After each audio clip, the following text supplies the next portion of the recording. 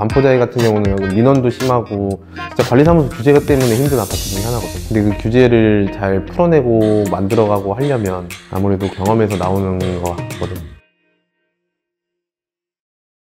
오늘은 혹시 어떤 것 때문에 부르셨을까요? 오늘은 우리가 반포자이 아파트를 좀 많이 하고 있는데 반포자이에 대해서 궁금해 하시는 분들이 많은 것 같아서 설명 좀 드릴까 하고. 레드라인 랩은 지금까지 반포자이 프로젝트를 얼마나 진행했는지, 앞으로 얼마나 계획하고 계신지 알 수 있을까요? 반포자이 프로젝트는 한 20개 가량 한 것 같고 앞으로 할 것도 한 그 정도 되는 것 같고 진행 중인 현장들도 있고. 거의 반포자이 전문 인테리어 업체네요. 우리 반포자이가 진짜 90%야. 반포자이 인테리어를 하면서 다른 단지와 비교해서 가장 어려운 점이 있을까요? 그래도 지역이 지역인지라 가장 어려운 거는 공사 전이랑 공사 철거까지가 좀 어려운 것 같아. 이게 공사가 어렵다는 느낌보다는 아무래도 민원도 그만큼 많고 그래서 그런 부분이 가장 힘든 것 같은데. 어려운 점 중에 사실 제일 큰 게 엘리베이터. 맞아, 반포자이가 다른 아파트들은 엘리베이터 시작할 때 보양하고 끝날 때 뜯고 하면서 자유롭게 쓰면 되거든. 근데 반포자이는 엘리베이터를 우리 마음대로 쓸 수가 없어. 이틀 전에 무조건 사전 예약을 해야 되고, 예약을 한다고 해도 한 하루에 3시간에서 4시간 정도까지만 쓸 수 있고, 목요일 금요일 같은 경우는 또 분리수거 날이라서 예약이 안 되고 이틀 연속 쓰는 것도 안 돼. 그렇다 보니까 이제 철거할 때 폐기물을 빼든 각 공정 시작할 때 좀 현장을 정리하는 단계들이 조금씩 있는데 그 단계에서 업체나 뭐 감리자들이나 좀 어려워하는 것 같아.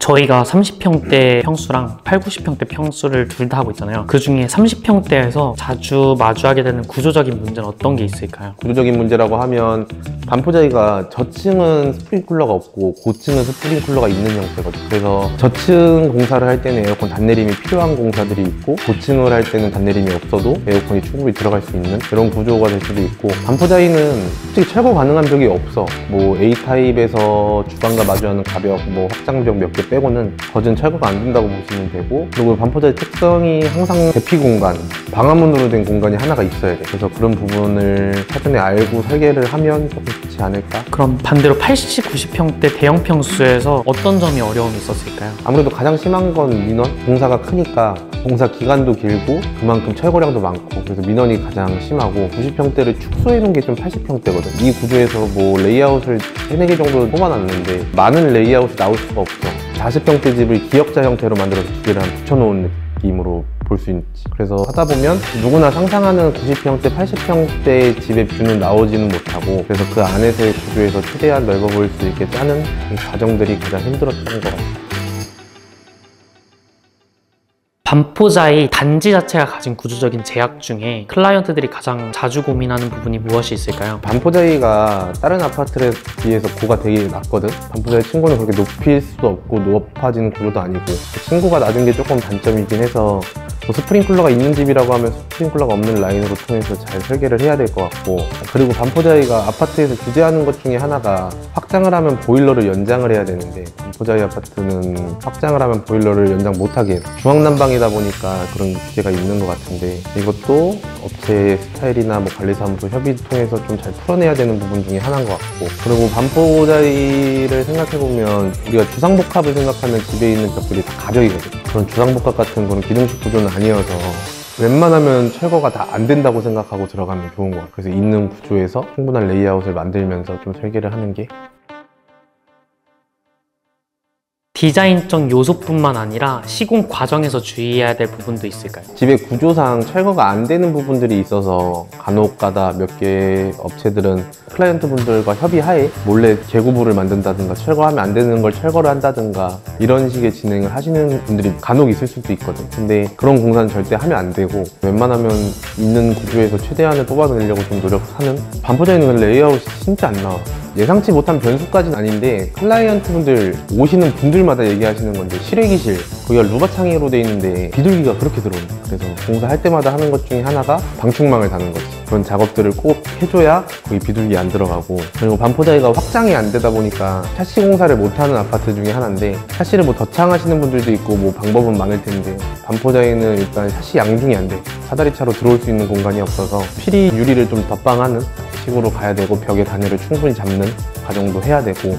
그리고 가전가구 들어올 때, 이사 들어올 때 반포자이가 사다리차가 되긴 하는데 엄청 좁아. 그래서 큰 가구나 큰 짐을 옮기시게 되면 시스템 창의 가운데 창을 유리를 뜯어야 되거든. 그렇게 해서 들어와야 되니까 그런 것도 사전에 미리 협의가 되면 좀 좋을 것 같아요. 반포자의 인테리어를 준비하시는 분들이 미리 알고 있으면 시간과 비용을 크게 절약할 수 있는 팁이 있을까요?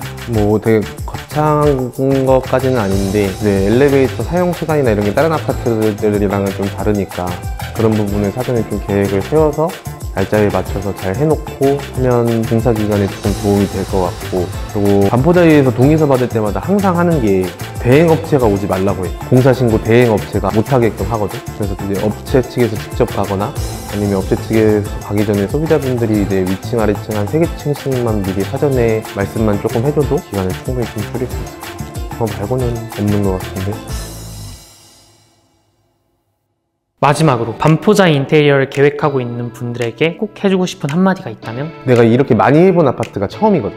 이렇게 많이 해보면서 벽 길이부터 구조부터 다 알겠다라는 아파트가 처음이야. 그래서 그런지 반포자에는 우리 직원들도 부담을 안 갖는 것 같고 어려움도 안 갖는 것 같고 너무 편하게 만들어내고 있거든. 근데 이게 사람이 하는 일이라 처음 해보는 업체가 올 수도 있고 다른 평수를 해봤는데 이 평수를 안 해본 업체가 올 수도 있고 우리 같이 이렇게 다 해본 업체가 올 수도 있고, 그래도 조금은 경험이 있는 업체랑 하는 게 좀 낫지 않나 싶어. 반포자에 같은 경우는 민원도 심하고 진짜 관리사무소 규제가 때문에 힘든 아파트 중에 하나거든. 근데 그 규제를 잘 풀어내고 만들어가고 하려면 아무래도 경험에서 나오는 것 같거든. 그럼 레드라인 랩으로 오라는 말씀이실까요? 그건 아닌데 아무래도 서울 중심지에 있는 아파트기도 하고 규제가 엄청 심한 아파트 중에 하나기도 하고 하니까 어느 정도의 경험이 있는 업체랑 좀 하면 공사 기간부터 뭔가 마무리 단계까지 좀 수월하게 별 큰 문제 없이 진행을 할 수 있지 않을까 라고 생각을 합니다. 또 궁금한 거 있어요?